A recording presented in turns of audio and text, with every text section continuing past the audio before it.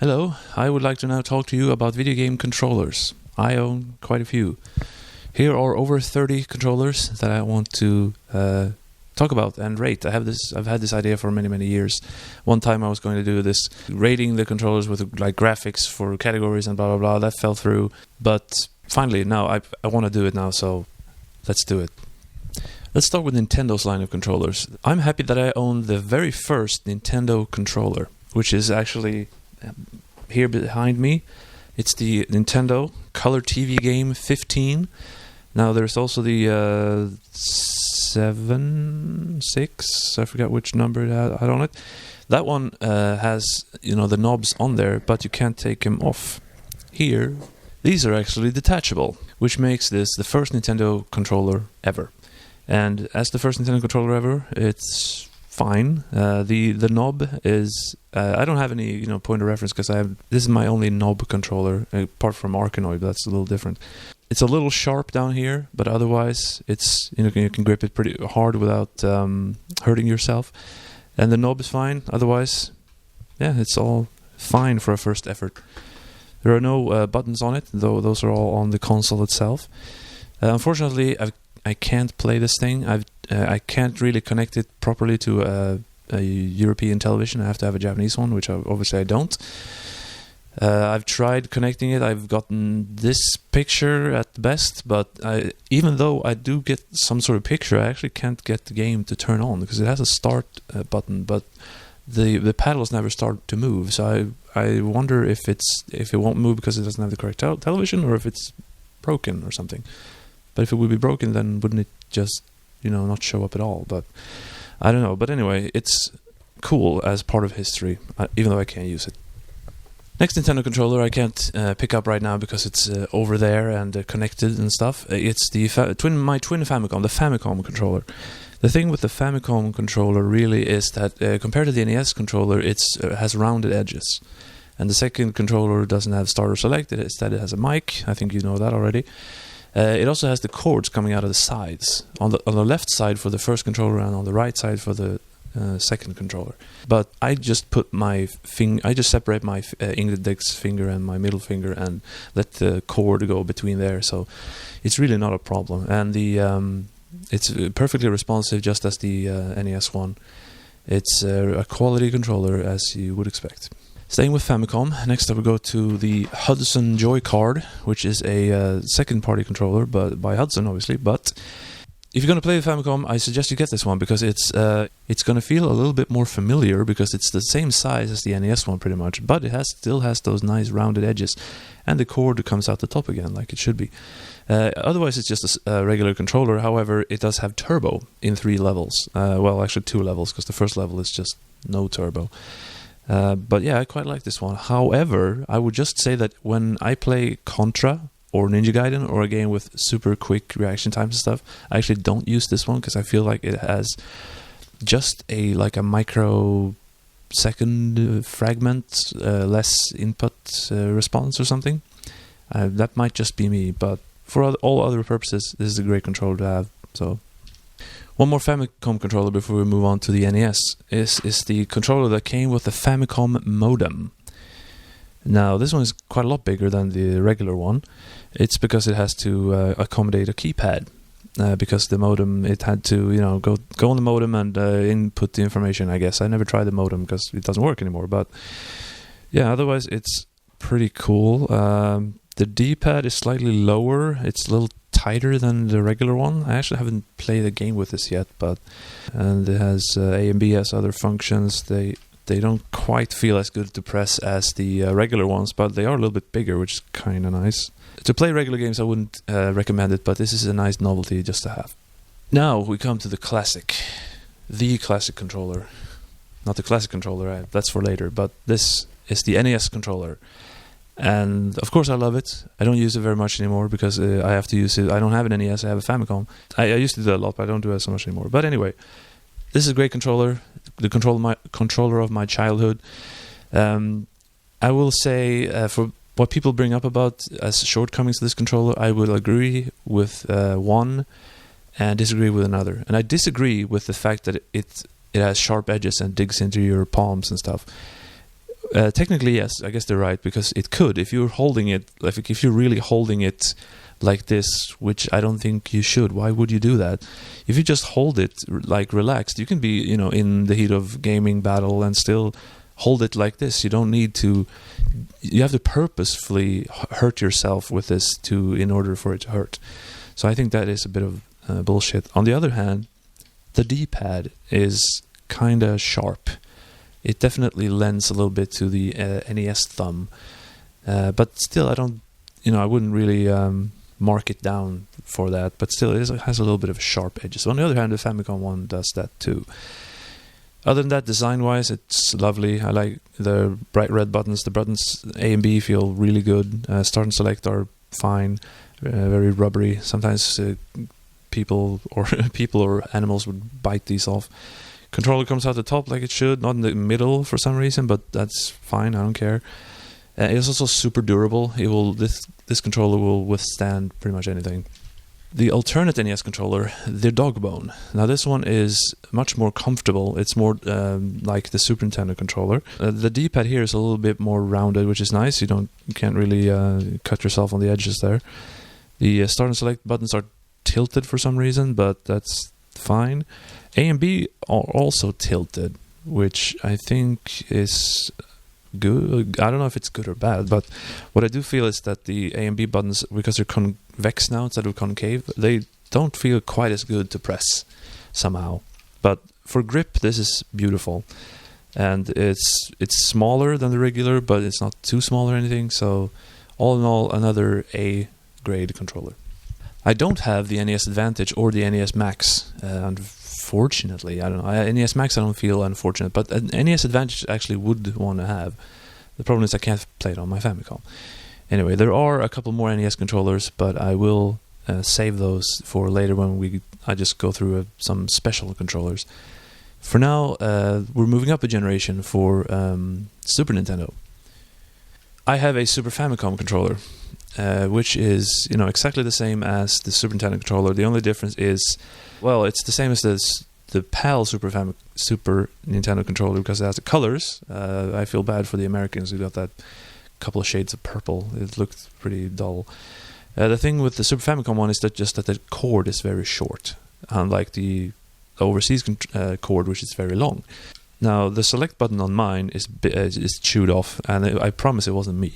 But other than that, this is just an amazing controller. This is the controller that all controllers are judged by, at least when it comes to majority 2D gameplay. The D-pad is great. The buttons are, again, really good. Here, the fact that they're not, because I like the convexity of the original NES controller, but here the fact that they're not doesn't bother me very much because there are more of them, and you have to hold because they're in the iconic and super good diamond shape. You have your thumb over Y while you can press B with the other bit of your thumb, and that kind of stuff. It wouldn't quite work if they all were convex. So. And you also got L and R, the shoulder buttons. They're also fine. Rounded grip, everything. I can't see any reason to complain at all about the Super Nintendo controller. This one, however, is not the one I use for when I play Super Famicom games because I've got this third-party ASCII pad, or however you say that. This is pretty much a turbo control version, and that's pretty much it, and that's pretty much also why I use it, because sometimes I need turbo. That's pretty much it. Otherwise it just looks a little different, and then it has turbo. Now, you'd think that we move up one generation to Nintendo 64, but we're going to make a stop before at my lovely, beloved Virtual Boy, with its actually a really good controller. Instead of shoulder buttons, it has these kind of triggers, which are very nice. It has 2 D-pads. They're all a little sunken in, which actually helps. It makes it easier to control. The A and B select start buttons, they're all nice. Some people complain that obviously you can't look at the controller with your eyes while you're playing, but I don't think it's really hard at all to, you have 3 buttons, 1 D-pad. How hard is that to memorize? The grips are amazing. These grips are just the best. I think this is the best of any controller ever. I really did not played a better played with a better controller when it comes to these grips. They're I just grip them. It's great. So yeah, I mean, it's really a very good controller, and it's a shame that it didn't get used by many people. Now we move up a generation to the Nintendo 64, and this is controversial, apparently, because a lot of people don't like this one, and a lot of people have just a big problem that the fact that the analog stick is in the middle, and you have these 3 grips. And you're like, 3? I don't have 3 hands. I only have 2, right? The standard grip with the D-pad, that works great. Honestly, these grips they're actually really good. The thing is, you don't really hold it like that often. You hold in the middle for the vast majority of games, the ones with 3D. But that grip is also very nice. It's almost, with the trigger button here, it almost feels like you're holding a light gun a little bit. And then you have the C buttons kind of work like the regular 4 on the Super Nintendo, although they're a little small. A and B, they feel great. Starts in the middle. Sometimes you have to move your hand just a little bit to actually press it. The L and R buttons, they feel fine. The D-pad is also quite nice. It's really just the Super Nintendo controller again. Super Nintendo D-pad again. But it's... Overall, I like this controller, actually. I don't know really why people has... yeah, it can feel a little awkward to hold the hand in the middle. It feels like you're not... It just doesn't feel quite standard. But that's the thing. This is not a standard controller. It was made for a new way of playing games, and I think this is fine. I like it, and it's a little big though. I mean, this is the biggest controller Nintendo made, at least before the Wii U. In the back here, you plug in your memory card or the Rumble pack or the transfer pack. With the Rumble pack, it's a little heavy, and that's a little annoying actually. Also, I have the gold one because I like gold. At least when it comes, I like silver more than gold when it comes to metal. But when it comes to controllers and game cartridges, I prefer gold. One more generation ahead with Nintendo, and we get to many people's favorite, the GameCube controller. I quite like this one too, although I don't hold it in quite as high of a regard as other people seem to. People say that the grip is amazing, and I think it's very good actually. I think this rivals, it's not as good as the Virtual Boy, but it rivals the Nintendo 64. It probably is a little bit better than the 64. Although to get my full grip, these things are a little bit in the way for my middle finger there. Otherwise, it's fine. The L and R buttons, although they're a little weird to actually like press, resting your fingers on them just feels really good. It's a little bit weird that you have a Z button, but then nothing on the other side. But really, that's fine. The left analog stick is really, really good. It just feels really good to use. It feels better to use than any PlayStation analog stick somehow. And I like how it's like not a pentagon, but whatever kind of gun that is, instead of just a circle around it, also feels quite good. Now the C stick, on the other hand, is not the very best. It still feels good. It's just that the fact that it's smaller, it's not my favorite. Start one, not much to say about that. The buttons on the GameCube controller are a little strange. This, for Nintendo's own games, it's fine. You have the big A button and you have everything else around it. It's quick access in a way, just up, left, right. The problem came in when they tried to port other games like Tony Hawk or some other third-party game that they actually did get. Because it's not like a pyramid shape. It's not, the regular shape. So that's also a little bit of a problem. But for regular, when it's Nintendo games, it's really good. And this A button is great. I love the A button. However, the D-pad, I don't like the D-pad. It's too small. And some games where you need to use it more, not a good idea. Also, that's the problem if you get the amazing Game Boy player, because playing your Game Boy Color, Game Boy Advance games with this little D-pad, it actually hurts my thumb a bit anyway when I play it a lot. So it's a great controller, but it's not. I wouldn't say it's Nintendo's best. Now, one more generation, we jump up to the Nintendo Wii.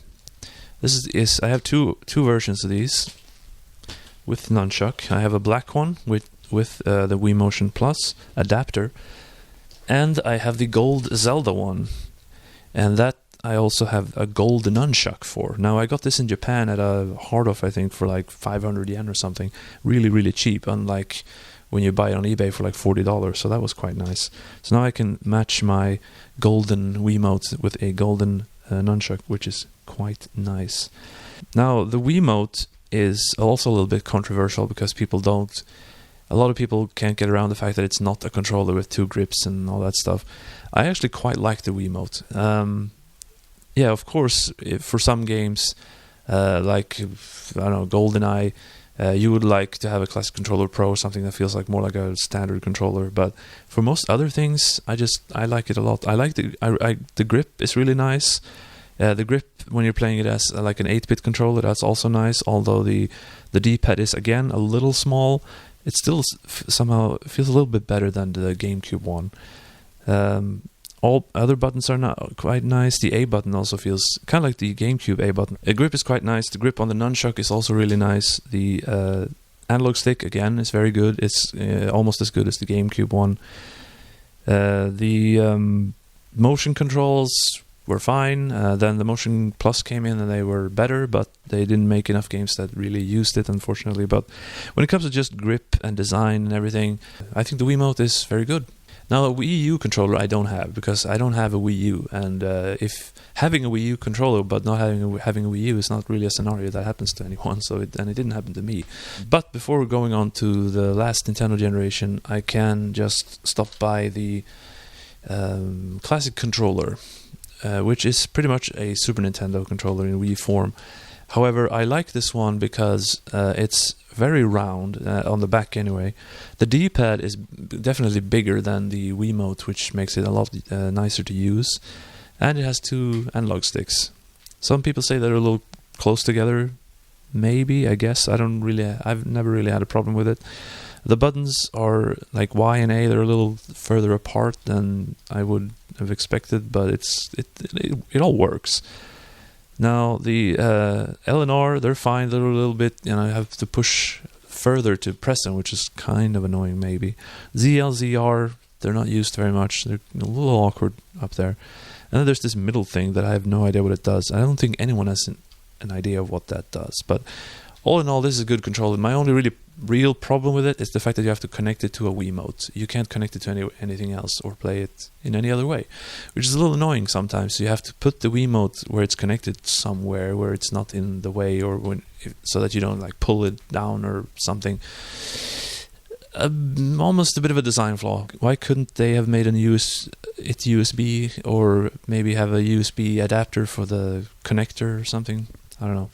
But they used that connector for the NES and SNES Mini, at least, so there's that. Final Nintendo generation. The Switch. Now, this is set in the controller, whatever it's called, and when it looks like a dog's face. It's nice. The Joy-Cons, playing them on... Now, this is kind of like the Wiimote, so it has, multiple functionalities. When it's in this casing or whatever it's called, I like it. In a way, it feels like the right stick should be higher up, maybe, but I'm not sure about that. On the other side, you have the 4 buttons instead of a D-pad. That's a little bit of a shame, but it doesn't really affect too much. The sticks are fine, although I have experienced a little bit of drifting. But then I turned it into a store to fix it, and then just they gave me them back, said they hadn't done anything.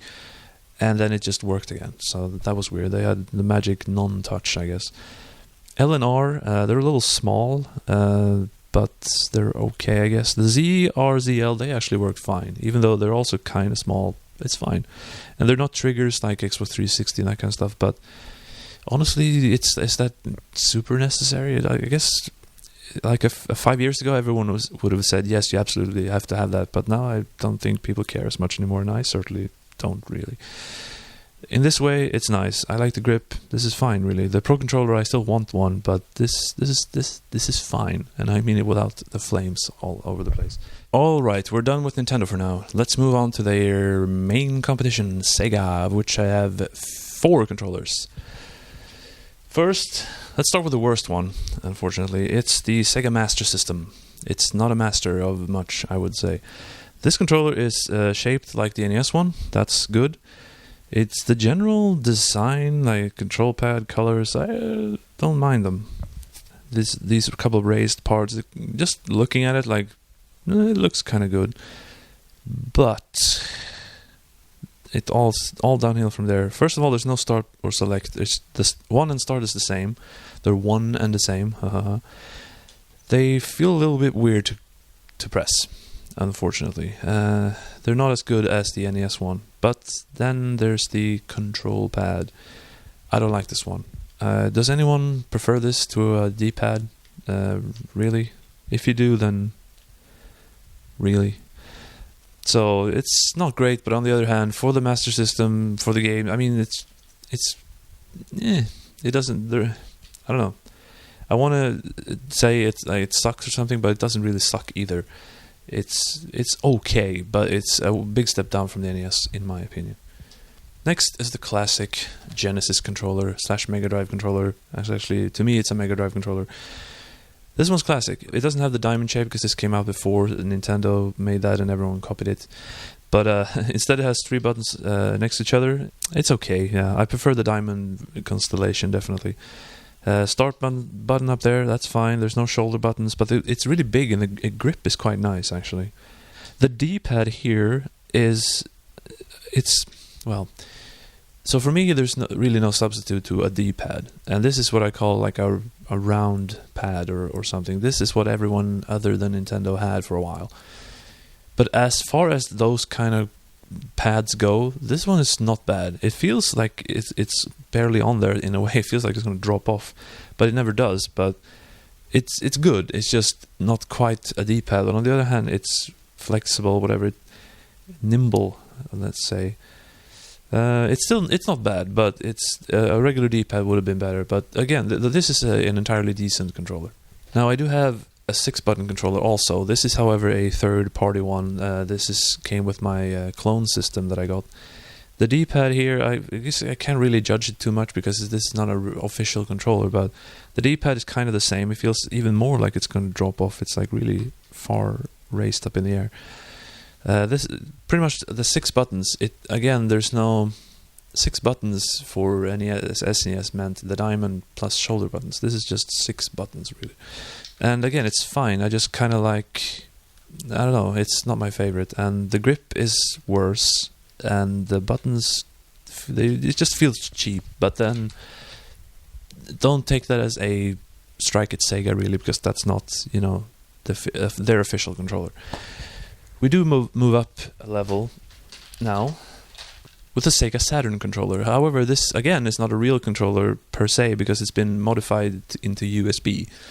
But it is a real Sega controller that was then made to USB, I'm pretty sure.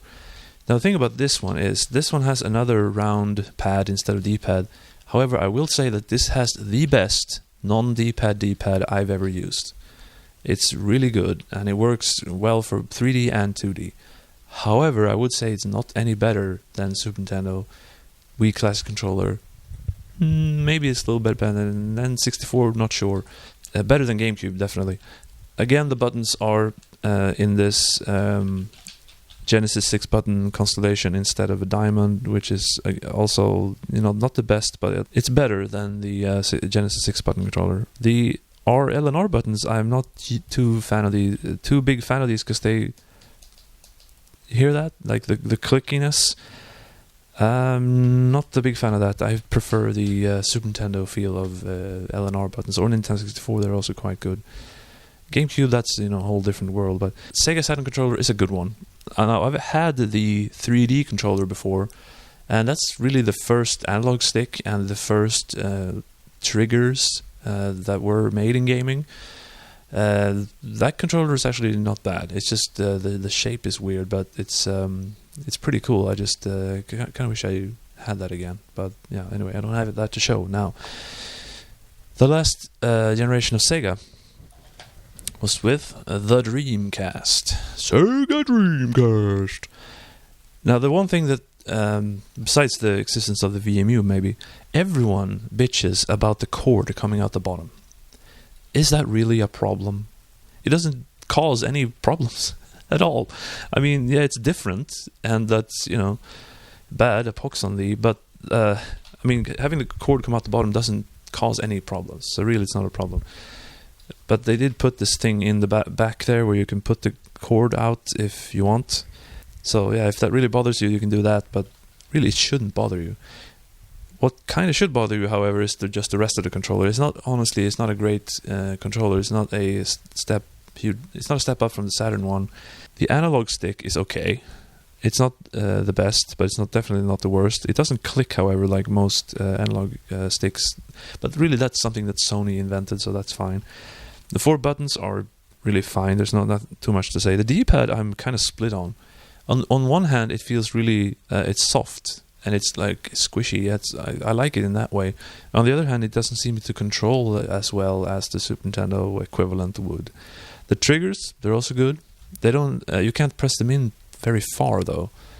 And this particular controller of mine is a little worn, but it's fine. It's just the Dreamcast was a great system for Sega to go out with, but this wasn't the best controller for them to go out with. However, if you put this and the Saturn 3D controller side by side, you can see that they were heavily influenced by the Saturn 3D controller to making this controller. However, they didn't quite make the cut, although it does kind of look like a spaceship, which is kind of cool. But the grips, when you hold them, I'm always a little annoyed at the fact that the grips go inward instead of outward. When I grab these with all my might, my arms kind of go like inward instead of like this. So I can't really grab. I want to grab with all my might, but I really can't because then I'll just sit awkwardly. So that's a pet peeve of mine. But yeah. Now we're done with Sega. On to Sony. Here I have 4 Sony controllers. I don't have the first model PS1 controller yet. Still, I used to, but I don't have it. That was the one without the analog stuff. All these controllers are extremely similar, except especially this. This is the PS1 controller. How can you tell? Well, the cord is gray. And of course it doesn't say DualShock 2 anywhere here. But anyway, this is... All the PlayStation controllers are really good because they stole most of their thinking from the Super Nintendo controller. Which makes sense because Sony worked with Nintendo to make a Super Nintendo CD, as you all know by now. The D-pad, like my friend Lars, he used to say that, I like this because it's 4 separate buttons. Well, actually, it's not 4 separate buttons. They're just made to look like they're 4 separate buttons. They're still very much part of the same input control. But it does kind of work, on the other hand, that they look separate, and it does feel more like you're really pressing left instead of kind of left. I don't know, it's a good idea, I like it. And they're also quite rounded, so getting the sore thumb is not as common. Now, on the original model, the L2 and R2 were just as small as L1 and R1. But starting with the dual analog, actually, which was the one without rumble, but with analog sticks, they made these bigger, which feels a lot better to press now. They actually feel quite good, both of them. And when some games would have R1 as like a trigger, I think that feels fine. Yeah, it doesn't feel as good as the Nintendo 64 Z trigger, but it's still good. The sticks are good. Like I said, I think the GameCube stick is better, but these are good, and they click, which is a first for sticks, but definitely not the last. That set the standard. The 4 buttons are just the Super Nintendo buttons again, but with symbols on them. They feel all feel good. Nothing to mention really. With my PlayStation 2 controllers, I have one white and one black, and they're pretty much exactly the same. Somehow, the PS1 controller feels it's slightly heavier. It's got to be like 30 grams heavier or something. At least the white one feels lighter, and the black one, it's also a little lighter. And the black one is actually transparent, although you can't see it at first glance. Otherwise, I really can't mention anything, because the difference between 1 and 2, the only thing is that the face buttons are pressure sensitive, which very, very rarely comes into play. However, then we move up to the PlayStation 3. Now, this is the DualShock 3. First, it was the 6-axis, which didn't have rumble. The only thing, the differences with this is, first of all, of course, it's wireless. It has the PS menu button in the middle to get you back to the menu, and L2 and R2 are now triggers instead. Now, these triggers have gotten some criticism because they go inward, so to speak. You can slip with your finger, and that has happened to me, but not that much really. I don't really think of it as that big of a problem, so that's not not a big strike against it. I also notice now that the D-pad is now a little textured, whereas the PS2 and earlier were all smooth. Not sure if that makes like a positive or negative difference. I'm undecided on that one. Well, yeah, that's Sony. I don't have the PS4 controller, although it's really good actually. I was a bit like mixed on them changing this design, because in a one way I feel like, come on, Sony, think of something else, like something new. That's not originally an idea from Nintendo, but they did, and it's actually really good. The grips, although they look like penises, they feel good to hold. And the little touchpad thing doesn't do much, but the buttons, grip, everything's really good on that controller, although I don't, have it to hold right now. Now, another competitor, the Xbox. Now, here I have two of them. I've never owned a Xbox One. I've barely ever played one. But when it comes to original Xbox, I have the one, the only, the Duke. No, not that Duke, unfortunately. But this controller is one that gets thrashed by not thrashed, but trashed by everyone. But I like it, although I recognize its flaws. Now, the main flaw is, I would say, first of all, it's just really big, but that's not a problem for me. What I don't like about it, really, is the D-pad, the circle pad thing. This is really bad.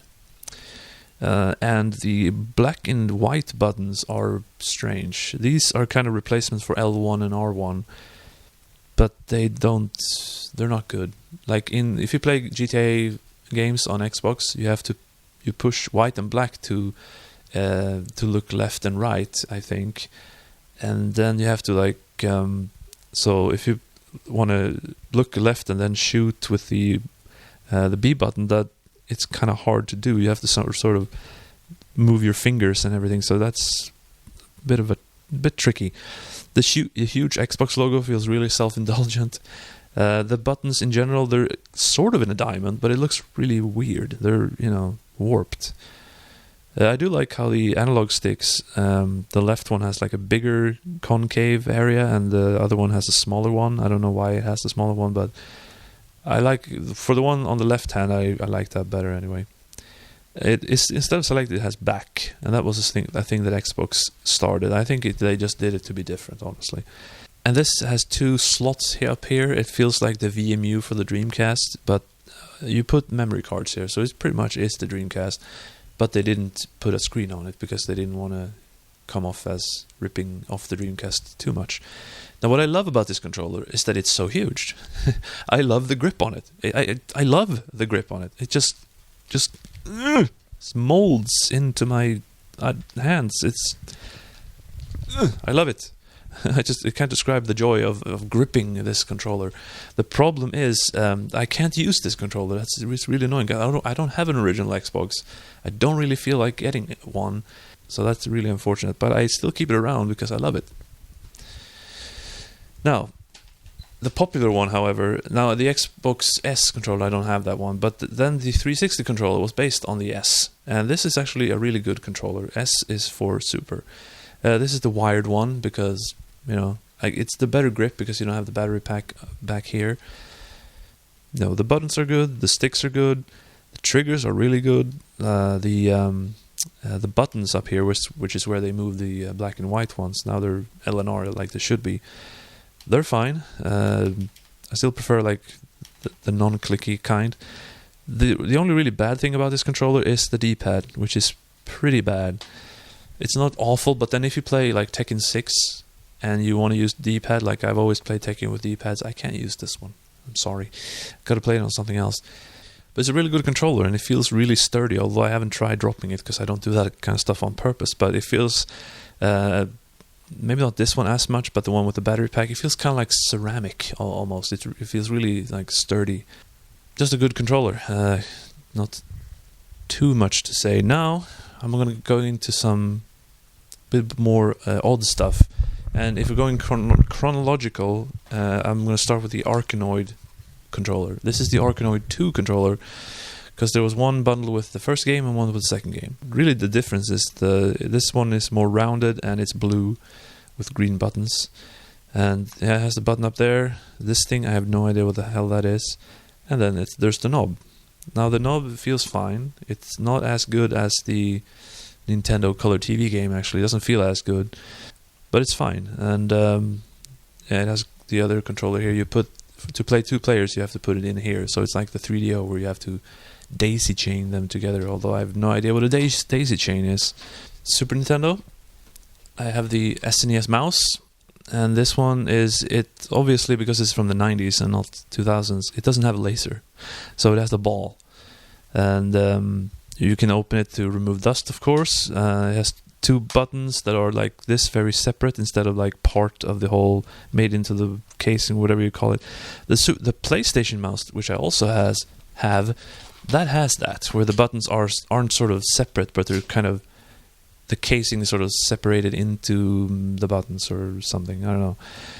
This one is more ergonomic. It's still a very standard mouse. It's not as good as the Microsoft mouse was. The cord is, both of these cords are pretty long. Other than that, the design of this SNES mouse is nicer. It looks nicer, even though it's, funnily enough, this mouse I bought in Japan, but it has the color scheme of an American mouse, SNES, with the purple. For some reason, the PlayStation mouse is, it's just gray. There's also a colored one that came with Tokimeki Memorial, I think, with like a special edition. Unfortunately, I don't have that one. But yeah, those are 2 mice. Now, before a couple more weird controllers, another kind of weird controller, it is the controllers for the Philips CDI. There are 2. There's basically a Heaven controller and a Hell controller. This is the Heaven one. This is more like a Super Nintendo. No, actually not Super Nintendo. It's more like a Genesis controller because of how the buttons are laid out. The D-pad is okay. It's not as good as the Genesis, but it's not as bad as what? It's not as bad as the Master System. The grips are quite nice with this one, actually. I would say that the design is, other than the shaping is fine. Did the buttons really have to be gray? And the D-pad, everything is just gray.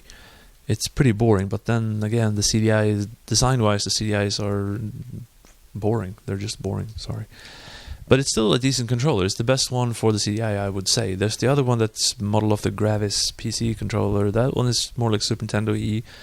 I've never actually used it, so I can't really say. But I think I prefer the. As again, I can't say, but I think I prefer the one with the better grip, because I like grip when it comes to controllers.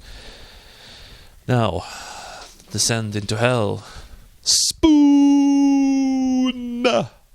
This is the worst controller I have. CDI controller RV8C8701. This is awful. It has sort of a D-pad, and I mean it's a circular pad with 2 buttons, and that's it. Of course, CDI doesn't have more than 2 buttons. The other one has 3 because the third one is 1 and 2 put together. But anyway, you're supposed to use this one hand, I think. I mean, okay, so it's fine if you're playing a point and click. But if you're playing anything else, it's awful. Because you can't play a one hand. You have to put, either you have do something like this, which, no, this doesn't work. You have to play with 2 hands pretty much. And it's just really awkward, and the circle pad thing is not good either, because it has this thing in the middle where you're supposed to put your thumb, I guess. But playing it that way doesn't work, so you just push it, and then you have to move your finger all around the thumb.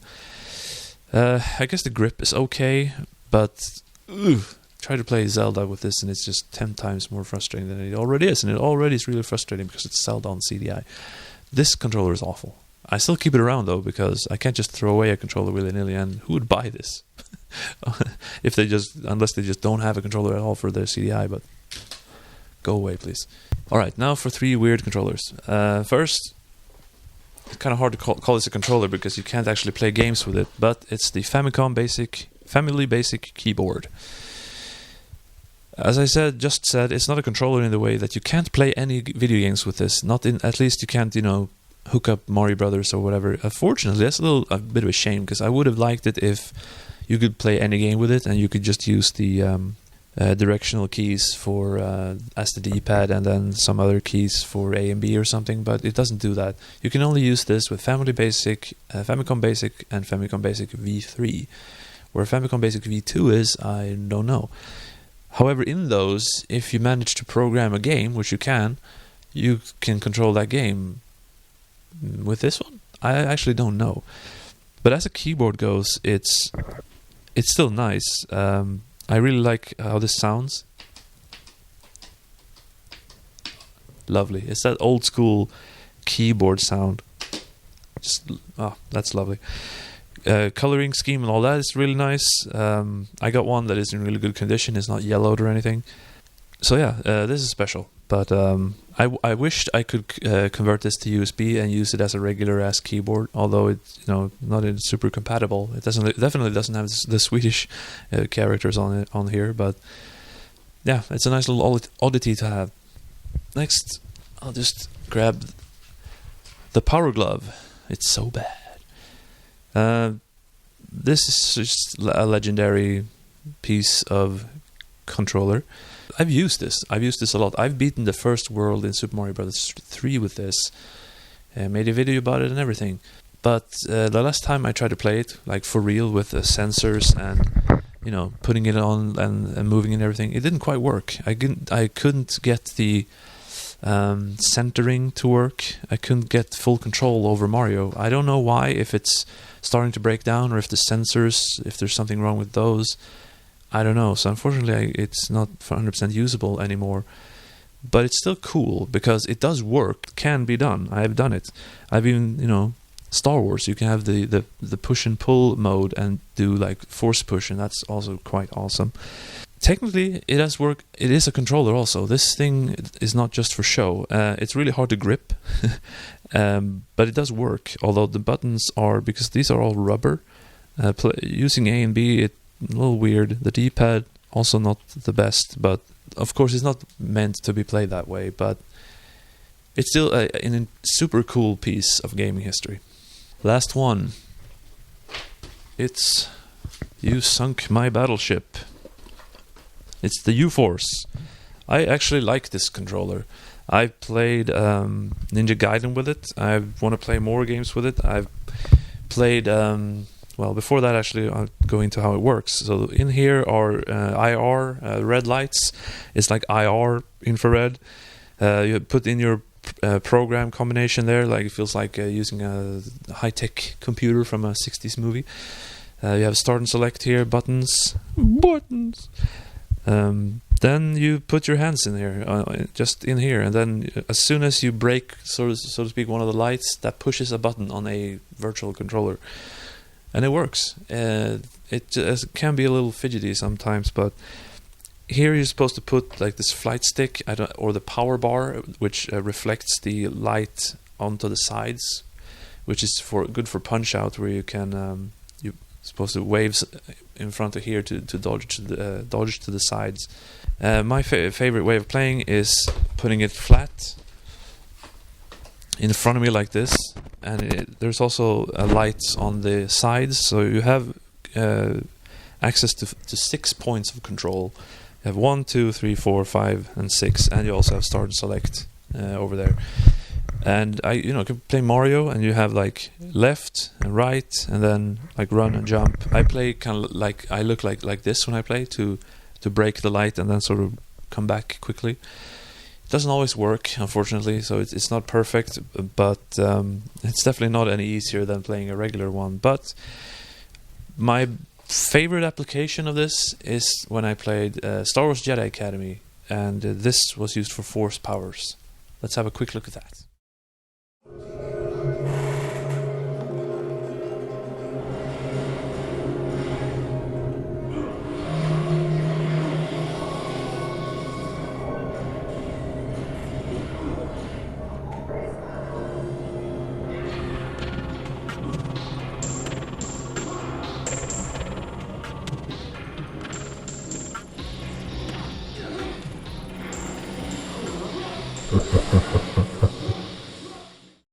Those are my controllers. Now, just as a little bit of bonus, let's throw in some portables, because even though there aren't technically controllers, they kind of are at the same time. Where better to start than the Game Boy? This is my original Game Boy that I got as a 7-year-old little boy with Super Mario Land. I don't really play it anymore because the screen is so ghosty, blurry whenever you move. But it still does work, even though a battery popped once and leaked acid. It still works. You can't destroy a Game Boy. But As a controller, I like it, even though my right hand covers the speaker a little bit. People now anyway, they call this the brick, and I just still think this is a fine size for a Game Boy. Yeah, it doesn't fit in most people's pockets maybe, but I don't think that's a measure for a portable game system, that it has to fit in every pocket. Like, I always put them in my backpack anyway, so it doesn't really matter that much to me. But yeah, this is good as a controller. I like the rounded edges. I like the thickness. Fits well for my hands anyway. It's a good one. Unfortunately, I don't have Game Boy Pocket or Game Boy Color. I actually want to get a Game Boy Color because that's the only way I can play Kirby's Tilt and Tumble without the controls, the tilt controls getting inverted. But right now they're climbing in price, and I don't want to buy them right now. But hopefully I can find a cheap one eventually. And I don't have an original Game Boy Advance either, which is unfortunate because I like that design for comfort more than this, which is the Game Boy Advance SP. The thing with this one is it's fine. It's definitely not my favorite because the buttons are very plasticky. The L and R are minuscule, and it's the fact that it's so small and thin means it can hurt a little bit playing it for a long time and with high intensity. Not the best, but definitely not bad. Then it's the Nintendo DS. This model, I bought this in Japan for 500 yen. It was in the junk bin, although it was in good condition. It didn't have a pen, but I found that separately in another store. Now, this is the fat model. I used to have that before I got the light. And I actually quite like this one because it's thicker and wider, just bigger in general. I think the grip factor is a little better than DS Lite and Game Boy Advance. But for grip factor, I would almost suggest the DS original is better. But when it comes to the Lite, so the screens are great. The pen comes out the side instead of on the top, which is better. The face buttons are better. Start and select are worse because they're small and really clicky. Other than that, it's a good one. There's a lot of complaint that it's has sharp edges and stuff, like primarily by zero punctuation, Yahtzee, Croshaw. I don't agree. I don't think that it will dig into anyone's palms unless you're trying to make it do that on purpose, just like the NES controller. But that's just me. Finally, for portables, I have one more. I have the Sony PSP. Now, this one is actually quite nice as when it comes to grip, and the D-pad is kind of like a just any PlayStation pad, but it feels a little better on your thumb. The regular buttons are also nice. Start and select are kind of I lose track of them sometimes. The analog nub, however, is not my favorite. I don't think it's not anyone's favorite, really. It's not as good as the sticks on the Vita, which I don't own, but those are nicer. L and R buttons are fine. I like how they're transparent. All in all, this, as a controller, this is a good one. And there we have it. Those are my controllers. These, I have a shit ton of controllers. And I want more. No, but I could always have a couple more controllers. I find it, as I reflect on myself, I find it interesting that I have all these weird controllers, but I don't have a wheel.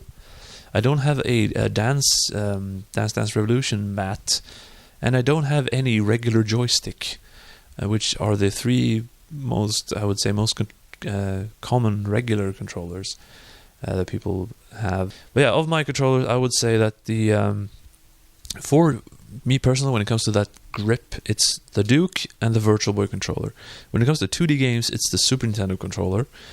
When it comes to the Wii, it's the Wiimote. Motion, whatever, I guess the U-Force. The worst, the Grand Rotten Turkey Award goes to this piece of shit.